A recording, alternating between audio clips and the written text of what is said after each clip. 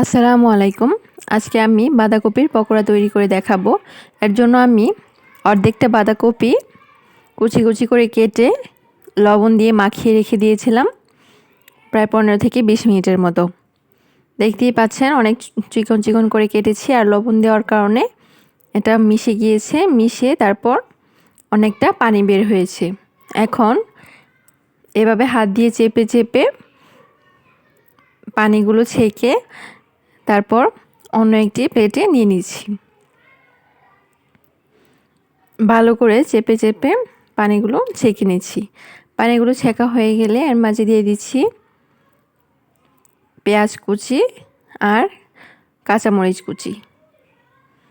এগুলো দিয়ে এরপর এর মাঝে দিয়ে দিচ্ছি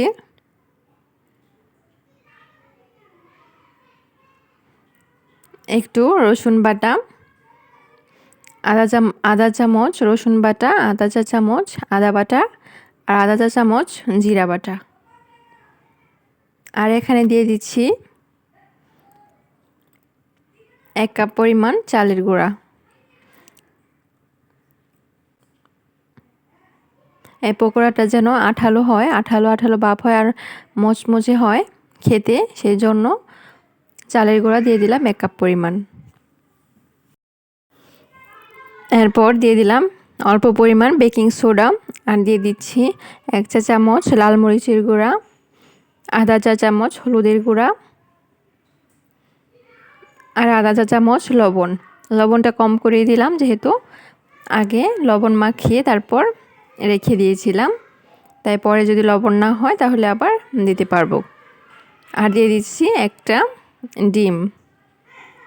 এখন সবগুলো যখন দেওয়া হয়ে গেছে, এরপর হাত দিয়ে ভালো করে মাখিয়ে চটকিয়ে চটকিয়ে সুন্দর করে সবগুলো একসাথে মিশিয়ে নেব। এই তো মেশানো হয়ে গেছে। এখন একটি কড়াইতে তেল গরম করে নিয়েছি, অল্প করে তেল দিয়েছি। এরপর এর মাঝে এইভাবে অল্প অল্প করে হাত দিয়ে ছড়িয়ে ছড়িয়ে দিয়ে একটা একটা করে সবগুলো দিয়ে দেব।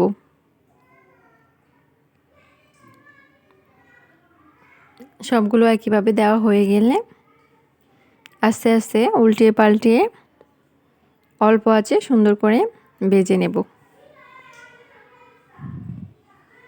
এই তো দেখতেই পাচ্ছেন এক সাইড কিছুটা হয়ে গেলে অপর সাইড উল্টিয়ে ভালো করে ভেজে নেব।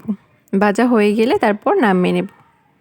আশা করি আমার এই ভিডিওটি আপনাদের কাছে ভালো লেগেছে, আর ভালো লাগলে অবশ্যই আমার চ্যানেলটি সাবস্ক্রাইব করে দেবেন।